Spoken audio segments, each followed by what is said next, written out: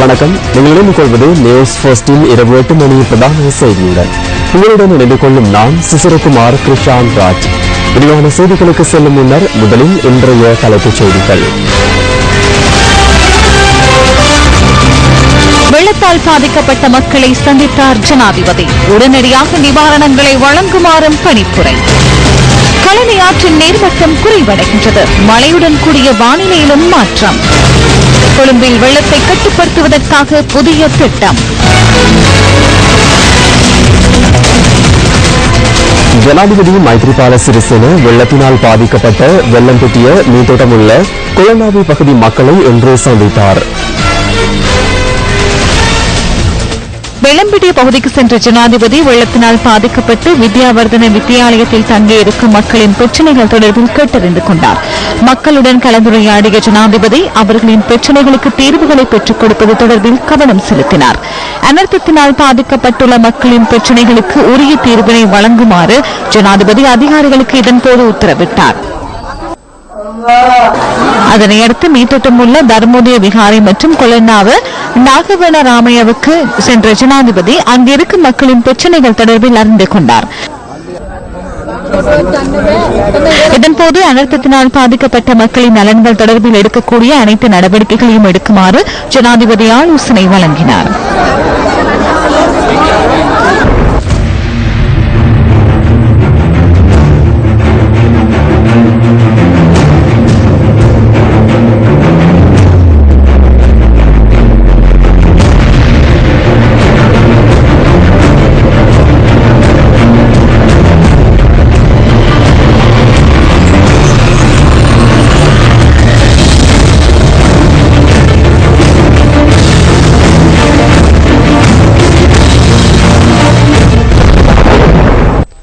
கடந்த சில தினங்களாக நிலவிய கடும் மழையுடன் கூடிய வானிலை தற்போது குறைவடைந்து வருவதாக வளிமண்டலவியல் திணைக்களம் தெரிவிக்கின்றது.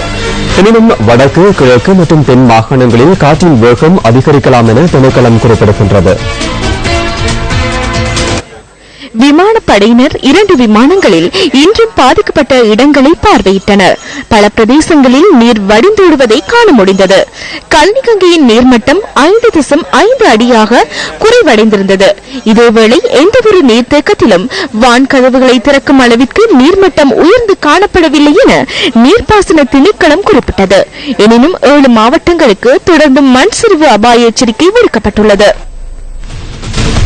கழனி கங்கை பெருக்கெடுத்தமையினால் பாதிக்கப்பட்டுள்ள மக்களின் உடைமைகளில் திருடர்களின் அச்சுறுத்தலுக்கு உள்ளாகியுள்ளதாக தெரிவிக்கப்படுகின்றது.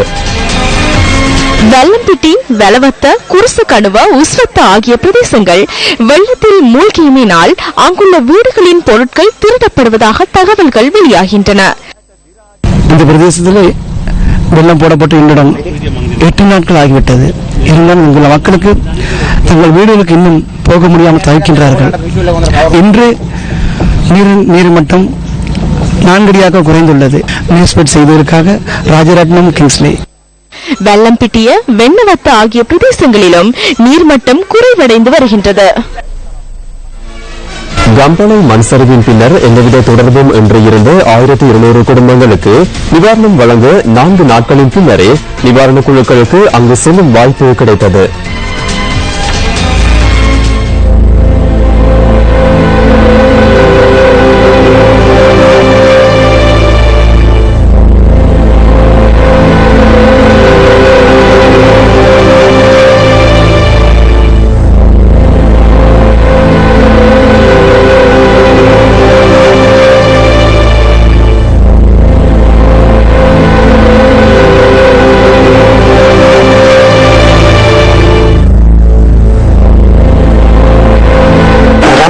වාහන ඉන්න අපේ බෙරවිල මේ ගමට මෙච්චර කාලයකම නැති දෙයක් මේ සිදුවේ. கடந்த 17ஆம் திகதி பெரவில்லக்கந்த பகுதியில் ஏற்பட்ட மண் சரிவில் ஒரு கிராமத்திற்கான போக்குவரத்து மார்க்கம் முற்றாக இல்லாமல் போனது.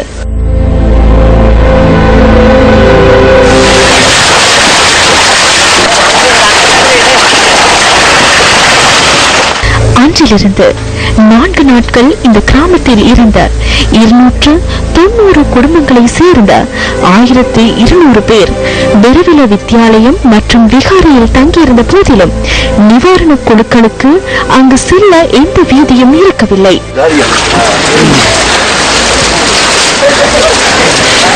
இராணுவத்தின் தலையீட்டில் படுத்தலாவ ஊடாக பேரவில கிராமத்திற்கு செல்வதற்கு புதிய வீதியொன்று அமைக்கப்பட்ட பின்னர் நேற்று முதல் அவர்களுக்கு நிவாரணங்கள் வழங்கப்பட்டன.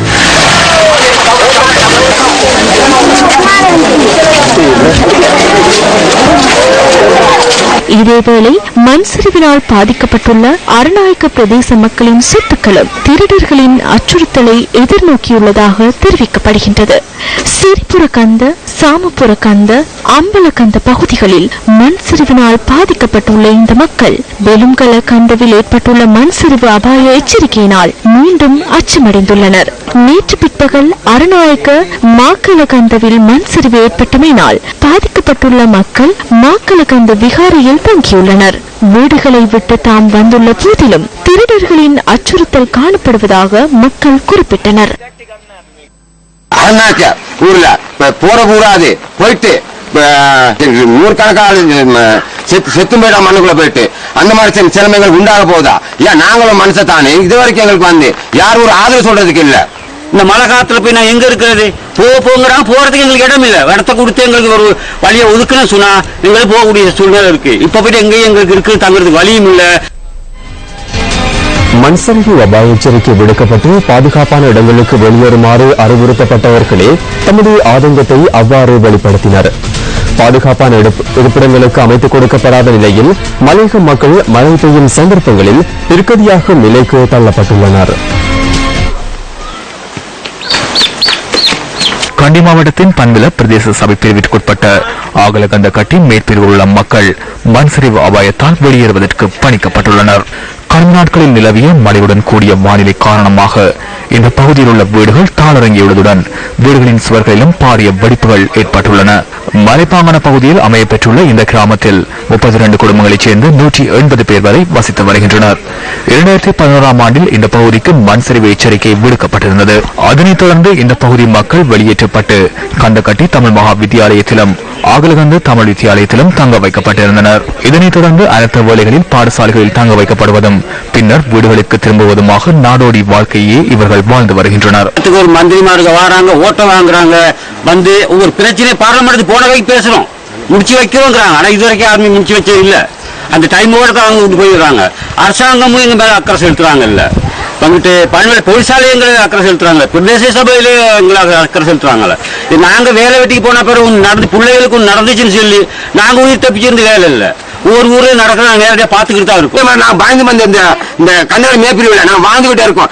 தூங்குறோமா தூங்கலையா, சாப்பிடுறோமா சாப்பிடலையா, புள்ளவடிய பாக்குறோமா, எது எதையும் இவனுக்கு கவனிக்கிறது இல்ல. அதனாக்க ஊரு போற ஊரா அந்த மாதிரி ஊரு போன பிறகு தேடி மண்ணுக்குள்ள நோண்டி பாக்குறாங்க. இல்ல உயிர் கொடுக்க போறாங்களா? இல்ல செத்த பிறகு நோண்டி பாக்குறாங்க. முடிச்சுட்டோம், நான் பேசி தாரினாரு என்ன செஞ்சார் அவரு? இன்னும் ஒண்ணு கிளிக்கல வந்து.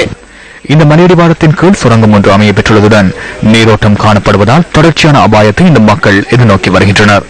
தற்போது இந்த பகுதியில் நிலம் தாளிறங்கியுள்ளதுடன் வீடுகளும் வெடித்து உயிர் அச்சுறுத்தல் நிலைக்கு இந்த மக்கள் தள்ளப்பட்டுள்ளனர். உரிய தரப்பினருக்கு பல தடவைகள் அறிவித்தும் இந்த மக்களுக்கு உரிய தீர்வு இதுவரை பெற்றுக் கொடுக்கப்படவில்லை. இதேவழி மஸ்கலியா, பெரிய சூரியகந்தம் மற்றும் கவரவில் ஆகிய தோட்டங்களில் மண் சரிவால் பாதிக்கப்பட்டு இடம்பெயர்ந்தவர்களுக்கான தற்காலிக கொட்டல்களை அமைப்பதற்கு நடவடிக்கை மேற்கொள்ளப்பட்டுள்ளது. அதற்கமைய தற்காலிக கொட்டல்கள் அமைப்பதற்கான பொருட்கள் பிரதேச செயலகங்களினூடாக வழங்கப்பட்டுள்ளதாக இந்த பகுதிக்கு பொறுப்பான கிராம உத்தியோகஸ்தர் குறிப்பிட்டுள்ளார். மஸ்கலியா சாமிமலை கவரவில தோட்டத்தில் பாரிய கற்பாறை ஒன்று சரிந்து விடுவதற்கான அபாயம் ஏற்பட்டுள்ளதால் 17 குடும்பங்களைச் சேர்ந்த 65 பேர் அங்கிருந்து பாதுகாப்பான இடத்திற்கு அனுப்பி வைக்கப்பட்டுள்ளனர். பெருந்தோட்டம் மக்கள் குடியிருப்பில் உள்ள 14 வீடுகளில் வசித்தவர்களும் 3 தற்காலிக வீடுகளில் வசித்தவர்களுமே கவரவில ஆரம்ப பாடசாலைக்கு நேற்று முன்தினம் மாலை அனுப்பி வைக்கப்பட்டுள்ளனர். கவரவில தோட்டத்தில் உள்ள மலைமுகடொன்றில் பாரிய கற்பாறையில் வெடிப்பு ஏற்பட்டுள்ளதுடன் குறித்த மலையில் மண் சரிவு ஏற்படுவதற்கான அபாயம் காணப்படுவதாகவும் சுட்டிக்காட்டப்பட்டுள்ளது. எங்களுக்கு ஒரு 60 வருடங்களுக்கு மேலாகி அந்த லயம் ஆற இப்போ எங்களுக்கு இருக்க இல்லாத கல் ஒன்று வெடிச்சு லயத்தை மூடுற அளவுக்கு இருக்குது. எங்களுக்கு அங்கே இருக்கிறதுக்கு சரியான பயமாக இருக்குது. இப்போ தற்காலிகமாக நாங்கள் வந்து அந்த இதிலேருந்து எங்களை வெளியேற சொல்லவும் நாங்கள் வந்து ஆரம்ப பாடசாலையில் கௌரவ ஆரம்ப பாடசாலையில் தங்கியிருக்கிறோம். அந்த பக்கத்து ஆறு, இந்த பக்கத்து கல் சரிஞ்சு வர அபாய நிலையில இருக்கு. நாங்க சின்ன சின்ன பிள்ளைகளை வச்சுக்கிட்டு மழை நேரத்துல இருக்க முடியாது. எந்த நேரத்துல அந்த கல் சரிஞ்சு வரும்னு சொல்லி எங்களால சொல்ல முடியாது. இதேவேளை கடந்த வாரம் மண் சரிவு ஏற்பட்டதை அடுத்து பாதுகாப்பான இடத்திற்கு அனுப்பி வைக்கப்பட்ட பெரிய சூரியகாந்த தோட்டத்தில் உள்ள 18 குடும்பங்களைச் சேர்ந்த 96 பேர் தொடர்ந்தும் தற்காலிக முகாம்களிலேயே தங்குகின்றனர்.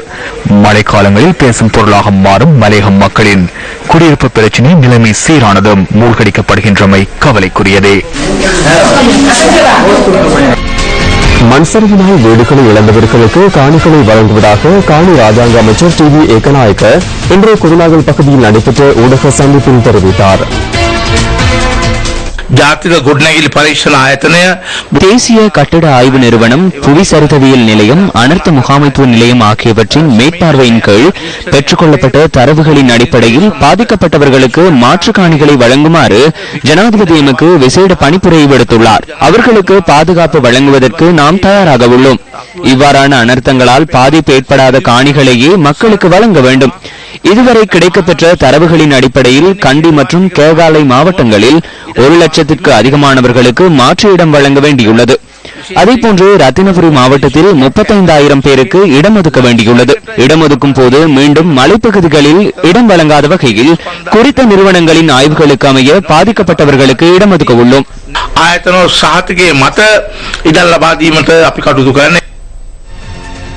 வெள்ளம் காரணமாக மேல் மாகாணத்தில் உள்ள கொலனாவே கல்வி வலயத்திற்குட்பட்ட அனைத்து பாடசாலைகளுக்கும் நாளையும் நாளை மறுதினமும் விடுமுறை வழங்கப்பட்டுள்ளது.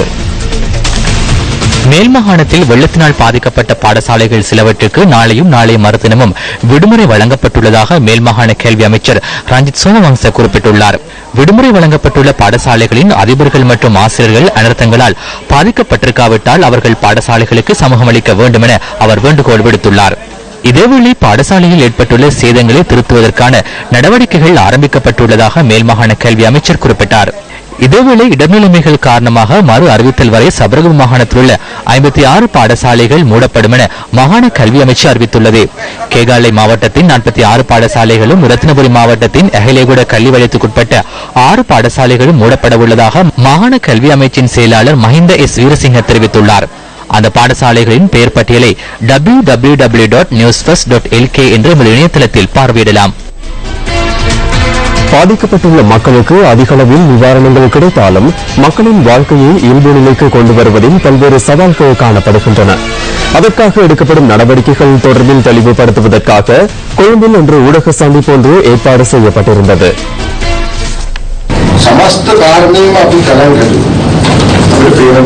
அனைத்து விடயங்களையும் நாம் கண்காணித்தோம். கலனி கங்கை பெருக்கெடுத்தமையினால் இவ்வளவு சேதம் ஏற்படுவதற்கு காரணமான விடயத்தை ஆராய்ந்தோம். தாழ்நில பகுதிகளில் வீடுகளை அமைத்துள்ளமையினால் நீர் வடிந்தோடுவதில்லை. எனவே கட்டடங்கள் தொடர்பிலான சட்டம் ஒன்றை கொண்டு வருவதற்கு நாம் தீர்மானித்துள்ளோம். அந்த கட்டட ஆய்வு நிறுவனம் தொடர்பிலும் நாம் திருத்தம் ஒன்றை கொண்டு வருவோம். ஒரு இடத்தில் கட்டடம் ஒன்றை அமைப்பதாக இருந்தால் அது தொடர்பிலான விடயங்கள் தொடர்பில் அரசு நிறுவனம் ஒன்றுடன் கலந்துரையாடியுள்ளோம். அவர்கள் 2 அல்லது 3 வாரங்களில் அறிக்கையை சமர்ப்பிக்க இணக்கம் தெரிவித்தனர். அதன் பின்னர் சட்டத்தை கொண்டு வரவுள்ளோம்.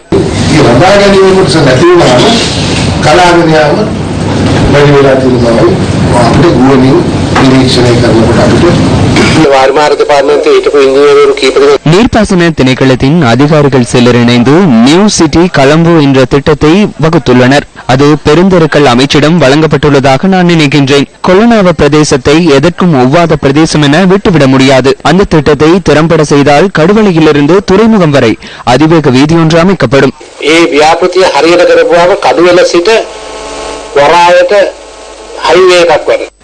இதேவேளை கொழும்பில் மழை வெள்ளத்தை கட்டுப்படுத்த 2 புதிய நிலத்தடி கால்வாய்களை அமைக்க மாநகர மற்றும் மேல்மாகாண அபிவிருத்தி அமைச்சு தீர்மானித்துள்ளது. பாதுகாப்பான குடியிருப்புகளை இனியேனும் தமக்கு வழங்குமாறு புலஸ்கோபிட்டிய கழுப்பான தோட்ட மக்கள் கோருகின்றனர். கழுப்பான மண் சரிவு தொடர்பில் நியூஸ் ஃபர்ஸ்ட் கொண்டு வரும் விசேட தொகுப்பு அடுத்து.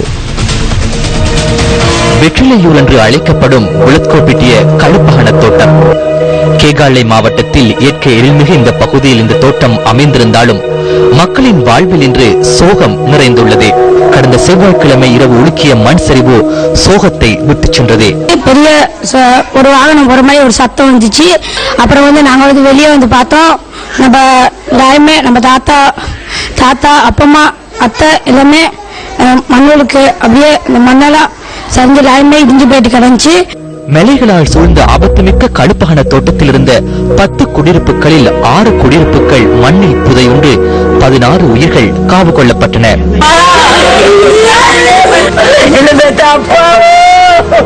உறவுகளையும் உடைமைகளையும் இழந்து நிற்கும் இந்த மக்கள் புளத்கோபிட்டியாவில் 4 முகாம்களில் தங்கியுள்ளனர். மண் சரிவில் 3 குடும்பங்கள் காவு கொள்ளப்பட்டு அவர்களில் ஒருவர் அல்லது இருவர் மாத்திரமே இன்று எஞ்சியுள்ளனர். இந்த இடங்களிலே மாணவர்கள் கல்வி கற்ற புத்தகங்களை எம்மால் காணக்கூடியதாக இருக்கின்றது. இங்கே பாருங்கள், கதிரேஷன் நிரஞ்சலாதேவி என்ற ஒரு பாடசாலை மாணவியின் 2 சான்றிதழ்கள்.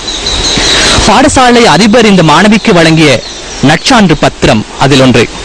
அதே போன்று கொழும்பு விவேகானந்தா சபை நடாத்திய எழுத்தறிவு போட்டியிலே 1ஆம் இடத்தை பெற்றமைக்காக வழங்கப்பட்ட சான்றிதழ் மற்றையது. இவ்வாறு கல்வியிலே பல்வேறு கனவுகளோடு வாழ்ந்தவர்களை இந்த மண் இன்று காவு கொண்டுள்ளது. நியூஸ் ஃபர்ஸ்ட் செய்திகளுக்காக புளத்கோபிட்டிய கழுப்பான தோட்டத்திலிருந்து ரியாஸ் ஹாரிஸ். இவர் கணேசன் ஜெயக்குமார். தொழிலுக்கு வெளியே சென்றிருந்த இவர் மறுநாள் வீடு செல்லும் போது தனது மனைவியும் 8 மற்றும் 3 வயதான 2 பிள்ளைகளும் உயிருடன் இருக்கவில்லை.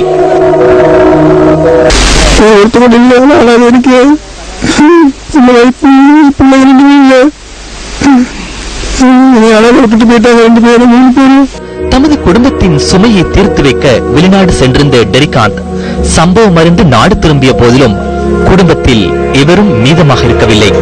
அம்மா, அப்பா, தங்கச்சி 3 பேர், மற்றது தங்கச்சிட்ட ஹஸ்பண்ட், மற்றது அவங்களோட ஒரு சின்ன குழந்தை, 6 மாச குழந்தை, யாருமே இல்லை இன்றைக்கு.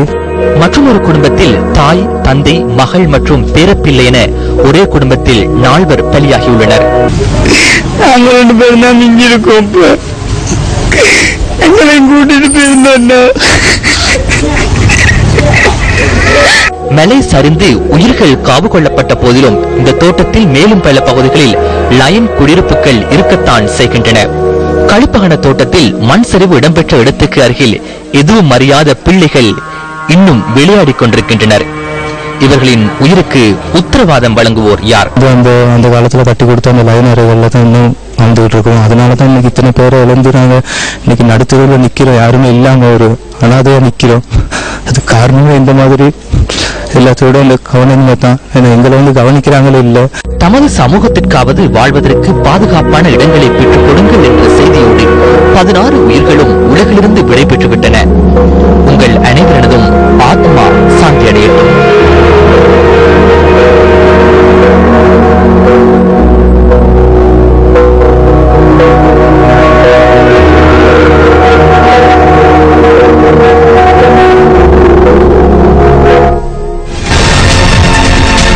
மக்கள் மண்டியில் சென்ற சில மக்கள் பிரதிநிதிகள் தொடர்பான தகவல்கள் அடுத்து.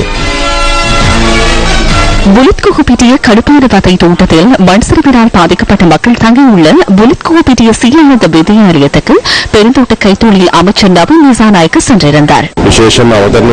குறிப்பாக இடம்பெயர்ந்துள்ள மக்களுக்கு காணிகளை வழங்குவது தொடர்பில் கவனம் செலுத்தப்பட்டுள்ளது. அரசியல்வாதிகளுடன் கலந்துரையாடி இந்த காணிகளை விடுவிக்குமாறு தோட்ட கம்பெனி அதிகாரிகளுக்கு தெளிவாக கூறியுள்ளோம்.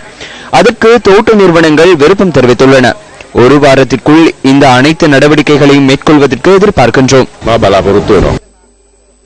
இதேவேளை நிதியமைச்சர் ரவி கருணாநாயக்க இன்று வெள்ளம்பெட்டியில் வெள்ளத்தினால் பாதிக்கப்பட்டுள்ள மக்களை சந்தித்தார். பாதிக்கப்பட்டுள்ள மக்களுக்கு நிவாரணம் வழங்குவது தொடர்பில் இலங்கை கடற்படை அதிகாரிகளுடன் அமைச்சர் கலந்துரையாடினார். சர்வதேச வர்த்தக ராஜாங்க அமைச்சர் சுஜித சேனசிங்க கடுவலை அலுவலகத்தில் நிவாரணப் பொருட்களை பெற்றுக் கொள்ளும் 2 மத்திய நிலையங்களை நிறுவியுள்ளார். அமைச்சர் இன்று அந்த பிரதேசத்துக்கு சென்றிருந்தார்.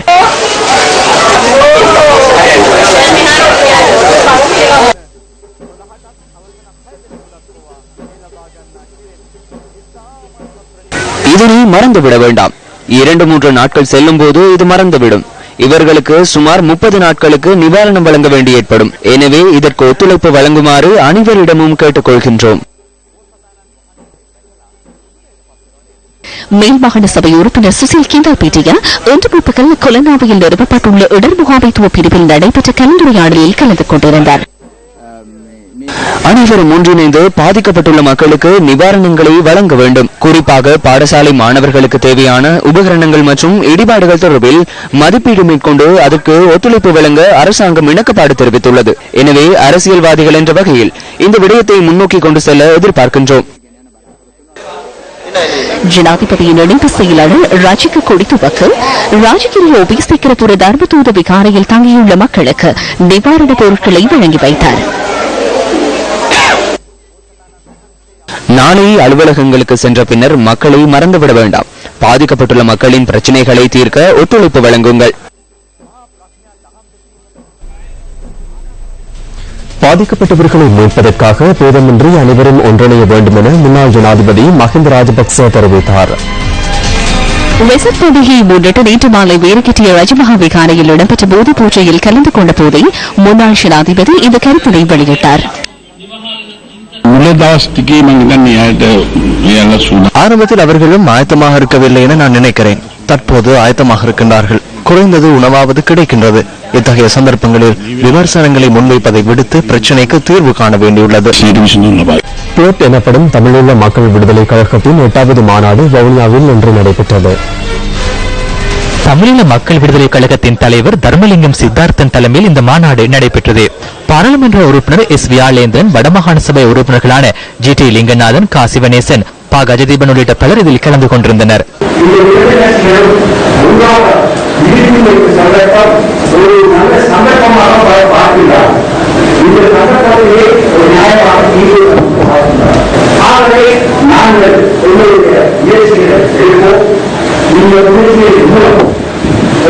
மக்களுக்கு அடிப்படை பிரச்சனைகளுக்கு ஒரு நியாயமான அரசியல் தீர்வு தமிழ் மக்களுக்கு அவகாசங்களை தீர்க்கக்கூடிய ஒரு நியாயமான அரசியல் தீர்வு நோக்கி அந்த பாதையிலே தொடர்ந்து சென்று கொண்டிருக்கிறோம். ஆனால் இந்த தீர்வு திட்டத்திற்காக நாங்கள் கடுமையாக உழைக்கின்றோம், உழைத்துக் கொண்டுதான் இருக்கின்றோம். நிச்சயமாக பாதிக்கப்பட்ட இந்த மக்களுக்கு ஒரு தீர்வு கிடைக்க வேண்டும் என்பது எமது கட்சி தலைமைத்துவம், எமது கட்சியின் உறுதியாக இருக்கிறது. அது எந்த விதமான மாற்றங்களும் இல்லை. தமிழ் தேசிய கூட்டமைப்பை பொறுத்தளவிற்கு தமிழ் தேசிய கூட்டமைப்பில் இருக்கின்ற ஒரு பங்காளி கட்சியாக நாங்கள் இருக்கின்றோம். எமது தலைமைத்துவமும் எமது கட்சியும் தமிழ் தேசிய கூட்டமைப்பை எப்போதும் உடைக்காது, உடைப்பதற்கான எந்த ஒரு வேலையும் செய்யாது என்பதற்கு உறுதியாக இருக்கிறார். அவர் அந்த சிந்தனை ஒரு துளி கூட எமது கட்சி தலைமைத்துவமோ எமது கட்சியிடமோ இல்லை. இந்த ராஜதந்திர போராட்டத்தில் அந்த நெடுவு சுழிகளில் இருந்து நாங்கள் வெற்றி பெறுவதன் மூலமாகத்தான் எங்களுக்கு எங்களுடைய மக்கள் இழந்த இழப்புக்கு ஒரு நிரந்தரமான கௌரவமான ஏற்றுக்கொள்ளக்கூடிய ஒரு தீர்வை நம்மளுடைய இனம் பெற்றுக்கொள்ள முடியும். அந்த வகையிலே தான் தமிழ் தேசிய கூட்டமைப்பாக இருந்தால் என்ன, தமிழ் தேசிய கூட்டமைப்புக்குள்ளே இருக்கின்ற கட்சிகளாக இருந்தால் என்ன, நாங்கள் மிக தெளிவாக இருக்கின்றோம். நாங்கள் இந்த தீர்வை இந்த ஆண்டுக்குள்ளே பெற்றுக்கொள்வதற்காக வெசாக் பண்டிகையை முன்னிட்டு ஏற்பாடு செய்யப்பட்டுள்ள சிர்ச ஜோன் ஹில்ஸ் வெசாக் வலயத்தின் 2ஆம் நாள் என்றாகும். வெசாக் வலயத்தில் பிரதிஷ்டை செய்யப்பட்டுள்ள புனித சின்னங்களை வழிபடுவதற்காகவும் அலங்காரங்களை பார்வையிடுவதற்காகவும் இன்றும் பெருந்திரளான பக்தர்கள் வருகை தந்த வண்ணம் உள்ளனர்.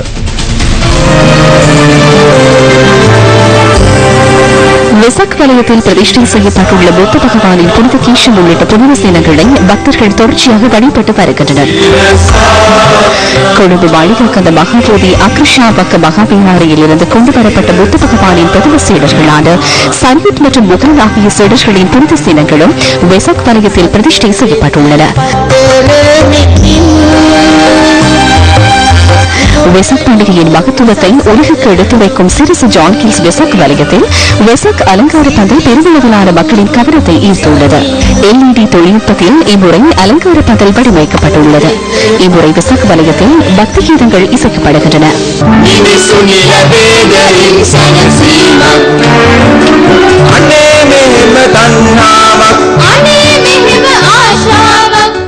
முதன்முறையாக வெசாக் வலயத்துடன் இணைந்துள்ள இலங்கை கடற்படையினரின் வெளிச்சக்கூடுகளும் மக்களின் கவனத்தை ஈர்த்துள்ளன.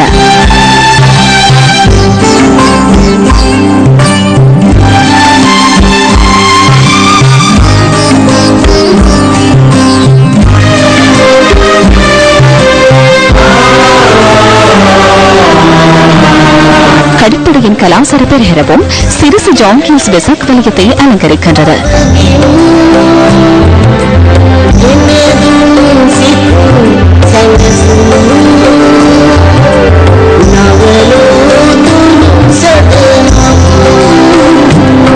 வெசாக் வலயத்துக்கு வருகை தரும் மக்களுக்காக மூலிகை பாலம், தேநீர் மற்றும் குளிர்பானதான சாலைகளும் அன்னதான சாலைகளும் ஏற்பாடு செய்யப்பட்டுள்ளன.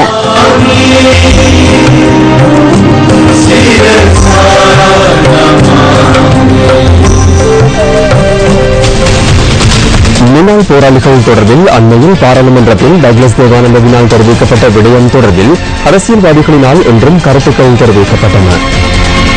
யாழ் மாவட்டத்தை சேர்ந்த முன்னாள் அமைச்சர் ஒருவர் தற்பொழுது பாராளுமன்ற உறுப்பினர் இருக்கிறார்.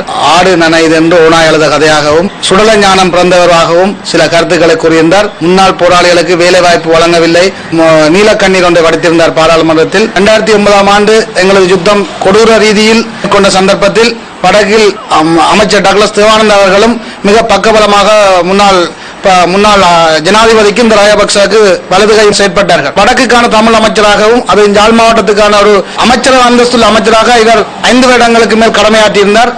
அந்த நேரத்தில் இவர் எந்த விதமான தொழில் வழங்கக்கூடிய எந்த ஒரு செயற்திட்டத்தை முன்னெடுக்கவில்லை. ஒரு சுய தொழில் கைத்தொழில்களை ஊக்கப்படுத்தக்கூடிய ஒரு அமைச்சு ஒன்று வழங்கப்பட்டிருந்தது. அந்த அமைச்சை பயன்படுத்தி இந்த வடக்கு மக்களுக்காகவோ அல்லது வடக்கில் உள்ள முன்னாள் போராளிகளுக்காகவோ அவர்கள் எந்த விதமான நடவடிக்கையும் மேற்கொள்ளவில்லை. இந்த இருக்கின்ற அரசாங்கத்துக்கு தனி ஒரு தமிழ் பற்றான காட்டி அதனூடாக தான் சில பேரம் பேசுதல்களை மேற்கொள்ள வேண்டும் என்ற ஒரு நயவகஞ்ச சிந்தனையுடன் சில கருத்துக்களை கூறி வருகின்றார். வவுனியாவில் இன்று நடைபெற்ற மக்கள் சந்திப்பில் ஈழ மக்கள் புரட்சிகர விடுதலை முன்னணியின் தலைவர் சுரேஷ் பிரேமச்சந்திரன் அரசியல் தீர்வு திட்டம் தொடர்பில் கருத்து தெரிவித்தார். ஈழ மக்கள் புரட்சிகர விடுதலை முன்னணி நேரடியாக திரு சம்பந்தன் அவர்களுக்கு கூறியது, அது மாத்திரமில்லாமல் தமிழ் தேசிய கூட்டமைப்பினுடைய ஓரிரு கூட்டங்கள் கூடாக நாங்கள் அவர்களுக்கு கூறினோம், ஐயா ஒரு இருதரப்பு பேச்சுவார்த்தை நடத்த வேண்டும். இலங்கை அரசாங்கத்திற்கும் ஜனாதிபதி இருக்கிறார், பிரதமர் இருக்கிறார், அவர்கள் 2 கட்சியை சேர்ந்தவர்கள், ஐக்கிய தேசிய கட்சியையும் ஸ்ரீலங்கா சுதந்திர கட்சியையும் சேர்ந்தவர்கள். இவர்களை வைத்துக் கொண்டு தமிழ் தேசிய கூட்டமைப்பு ஒரு பேச்சுவார்த்தையை நடத்த வேண்டும். அந்த பேச்சுவார்த்தையில் முக்கியமான பிரச்சனைகளுக்கான சில தீர்க்கமான முடிவுகளை நாங்கள் எட்ட வேண்டும். வடகிழக்கு இணைக்கப்படுமா இல்லையா, ஒற்றையாட்சி மாறி ஒரு சமஷ்டி அரசியல் அமைப்பு முறையை உருவாக்கலாமா இல்லையா, இந்த சிங்கள குடியேற்றங்கள் தொடர்பாக நாங்கள் சில முடிவுகள் எடுக்க வேண்டும். ராணுவம் காணிகள் பறிக்கிற வேலைகள் தொடர்ந்து நடைபெற்றிருக்கின்றது. முன்னைய ஆட்சியின் பொழுது எவ்வளவு காணிகள் பறிக்க வேண்டும் என்று ராணுவத்தினரால் திட்டமிடப்பட்டதோ அவ்வளவு காணிகளையும் பறிப்பதற்கான வேலை திட்டம் இந்த ஆட்சியிலும் தொடர்ந்து நடைபெறுகிறது. ஆகவே முன்னைய அரசாங்கத்துடைய நிகழ்ச்சி நெல்லுக்கும் இந்த அரசாங்கத்துடைய நிகழ்ச்சி நெல்லுக்கும் இடையில் தமிழ் மக்களை பொறுத்த வரையில் எந்த வித்தியாசங்களும் இல்லை. எதிர்க்கட்சி தலைவர் தமிழ் மக்களுக்கான ஒரு தலைவராக இருக்கிறவர்களுக்கு அவருக்கு பின்னால் நாங்கள் கடந்த 15 வருட காலம் இந்த கூட்டமைப்பில் நாங்கள் பாராளுமன்றத்துக்குள்ளேயும் வெளியே இருந்திருக்கிறோம். ஒரு கூட்டமைப்பாக இருக்கக்கூடிய ஒரு கட்சியில மற்றவர்களுடைய கருத்துக்களை ஆலோசனைகளை கேட்டு செயல்பட வேண்டியதுதான் ஒரு தலைவருடைய பெரிய பொறுப்பும் கடமையும். நான் நினைக்கிறேன் அது எங்களிடம் இல்லை, அவரிடம். ஆகவே இந்த குறிப்பிட்ட குறுகிய காலத்துக்கு இடையிலே நாங்கள் செய்ய வேண்டிய பல காரியங்கள் இருக்கு. வீடு இல்லாதவர்களுக்கு வீடு பெற்றுக் கொடுக்க வேண்டும், ராணுவத்திலும் காணியை மீட்டு கொடுக்க வேண்டி இருக்கிறது. அரசியல் கைதி 12,000 பேரை விடுதலை செய்த ராஜபக்சனுடைய அந்த அரசாங்கம் இன்றைக்கு எங்களால் கொண்டுவரப்பட்ட அரசாங்கத்திலே இன்றைக்கு 200 கைதிகளை விடுவிக்க முடியாமல் இருக்கிறது. கிட்டத்தட்ட 20,000 பேருக்கு மேல காணாமல் போனவர்கள் இன்ற வரையும் அவர்களுக்கான ஒரு தீர்வை பெற்றுக் கொடுக்க வேண்டிய தேவை பல்வேறுபட்ட பிரச்சனைகளுக்கு மத்தியில. இத்துடன் நியூஸ் ஃபர்ஸ்டின் இரவு 8 மணி பிரதான செய்தி நிறைவு பெறுகின்றது. வணக்கம்.